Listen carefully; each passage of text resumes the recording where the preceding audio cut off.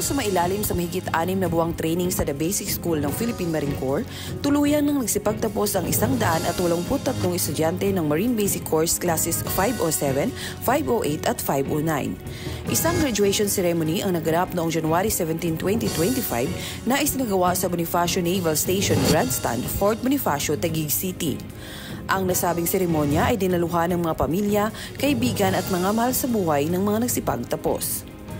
Si Brigadier General Vicente Map Blanco III Philippine Navy Marines, ang Deputy Commandant ng Philippine Marine Corps, ang tumayong guest of honor and speaker bilang kinatawan ng Commandant Philippine Marine Corps Major General Arturo G. Rojas, Philippine Navy Marines. Sa naging talumpati ni Brigadier General Blanco, ipinaabot niya ang mensahe ng Commandant Philippine Marine Corps at ito nga ay ang kahalagahan ng malaking responsibilidad na naghihintay sa kanila bilang mga bagong miyembro ng organisasyon. You have earned the right to call yourselves Marines. This title is not given lightly. It is a title earned through discipline, resilience, and commitment to serve our country. You have been tested physically, mentally, and emotionally over the past 29 weeks.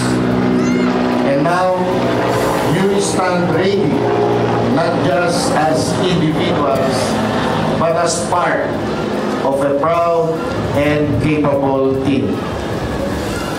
Being a Marine is not just about wearing the uniform. It is about living the values of karangalan, katungkulan, and kabayanihan every day. Si Candidate Soldier J.A. Butigan ang nakakuha ng pinakamataas na markas sa lahat ng mga nagsipagtapos dahilan upang makatanggap siya ng Bayonet Award at incentive cash mula sa Armed Forces and Police Savings and Loans Association Incorporated o APSLI. Bakas naman ang tuwa sa mukha ng mga mahal sa buhay ng mga nagsipagtapos na estudyante sa tagumpay na kanilang nakamit. Kitang-kita kung gaano sila ka-proud at kasaya na sa wakas ay nalampasan ng mga ito ang isa sa pinakamahirap na training ng Armed Forces of the Philippines. Ang mga bagong graduates ay magre-report sa mga operational units ng Philippine Marine Corps kung saan ia-apply nila ang kanilang mga natutunan sa bootcamp training. Para sa ulat mula sa Headquarters Philippine Marine Corps, ako si Corporal MJ Hayahay, Philippine Navy Marines, ang tagapagbalitang mandirigma ng Marine Corps Public Affairs Office.